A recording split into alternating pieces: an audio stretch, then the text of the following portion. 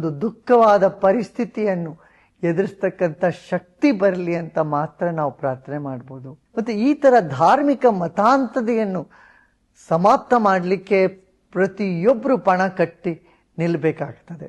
ಮಾನವೀಯತೆಯಲ್ಲಿ ವಿಶ್ವಾಸವಿಡ್ತಕ್ಕಂಥ ಪ್ರತಿಯೊಬ್ಬರು ಇದರಲ್ಲಿ ಕಾಳಜಿ ವಹಿಸಬೇಕು. ಯಾಕೆಂದ್ರೆ ಈ ತರ ಮತಾಂಧತೆ ದೇಶದ ಪ್ರಪಂಚದ ಯಾವ ಮೂಲೆಯಲ್ಲೂ ಇರಕೂಡ್ದು. ಅದಕ್ಕೆ ಸರಿಯಾಗಿ ಪಾಠ ಕಲಿಸ್ಬೇಕಾಗತ್ತೆ.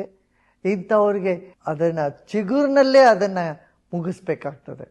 ನಿಬ್ಬಿಟ್ ಅಟ್ ದ ಬಡ್ ಅಂತ ಅಂತಾರಲ್ಲ ಇಂಗ್ಲಿಷಲ್ಲಿ, ಅದು ಎಲ್ಲಿ ಈ ತರ ಬೀಜವನ್ನ ಬಿತ್ತುತ್ತಾ ಇದ್ದಾರೆ, ಹಿಂಸೆಯ ಬೀಜವನ್ನು ಎಲ್ಲಿ ಬಿತ್ತಾ ಇದ್ದಾರೆ, ಯಾರು ಬಿತ್ತಾ ಇದ್ದಾರೆ ಅಂತ ನೋಡಿ ಅವ್ರನ್ನೆಲ್ಲ ಒಂದು ರಸ್ತೆಗೆ, ಸರಿಯಾದ ರಸ್ತೆಗೆ ತರಬೇಕಾಗಿದ್ದ ಕರ್ತವ್ಯವಾಗಿದೆ.